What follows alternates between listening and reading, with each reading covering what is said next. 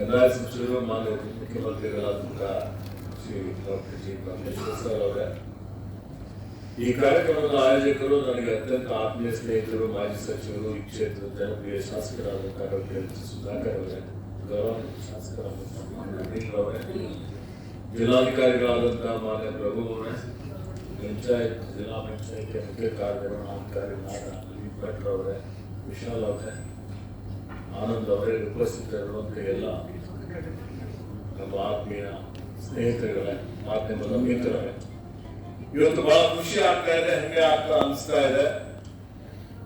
ಯಾಕಂದ್ರೆ ಗ್ರಾಮೀಣ ಅಭಿವೃದ್ಧಿ ಮತ್ತು ಪಂಚಾಯತ್ ರಾಜ್ ಇಲಾಖೆ ಸಚಿವರಾದ ಪ್ರಪ್ರಥಮ ಬಾರಿಗೆ ಚಿಂತಾಮಣಿಗೆ ನಾನು ಆಗಮಿಸಿದ್ದೇನೆ.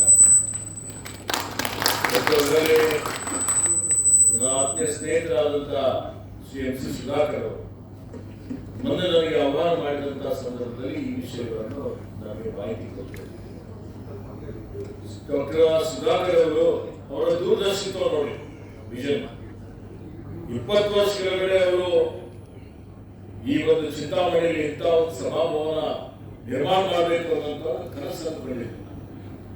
ಆ ಕನಸು ಚಲನಕ್ಕ ಮಲ್ಲನಂತೆ ಅವ್ರ ಕನಸು ಇವತ್ತು ಪೂರ್ತಿ ಮಾಡುವವರೆಗೆ ಇವತ್ತು ಅತ್ಯಂತ ಮಾದರಿಯಾದಂಥ ಒಂದು ಸಭಾಭವನ ಮಾಡಿದ್ದಾರೆ, ತಾಲೂಕು ಪಂಚಾಯತಿ ಕಟ್ಟಡ ನಿರ್ಮಾಣ ಮಾಡಿದ್ದಾರೆ. ಮತ್ತೆ ಇಲ್ಲಿ ನೋಡಿ, ಇದರಿಂದ ಸಾಮರ್ಥ್ಯ ಸೌಧ ಅದನ್ನು ಬಹಳ ವರ್ಷ ಕೆಳಗಡೆ ಪ್ರಾರಂಭ ಆಗಿದ್ದಂಥದ್ದು, ಅದಕ್ಕೆ ಪೂರ್ಣಗೊಳಿಸಿದ್ದಾರೆ. ಅದಕ್ಕಾಗಿ ನಾನು ನನ್ನ ಪರವಾಗಿ ಗ್ರಾಮೀಣ ಅಭಿವೃದ್ಧಿ ಮತ್ತು ಪಂಚಾಯತ್ ರಾಜ್ ಇಲಾಖೆ ಪರವಾಗಿ ಅವರಿಗೆ ಹಾರ್ದಿಕ ಅಭಿನಂದನೆ ಮತ್ತು ಶುಭಾಶಯ. ಇದು ಬಹಳಷ್ಟು ಡಾಕ್ಟರ್ ಬಾಬಾ ಸಾಹೇಬ್ ಅಂಬೇಡ್ಕರ್ ಅವರ ಭವನ ಅನುಭವ ಕೇಂದ್ರ ನಿರ್ಮಾಣ ಮಾಡಿದ್ದಾರೆ.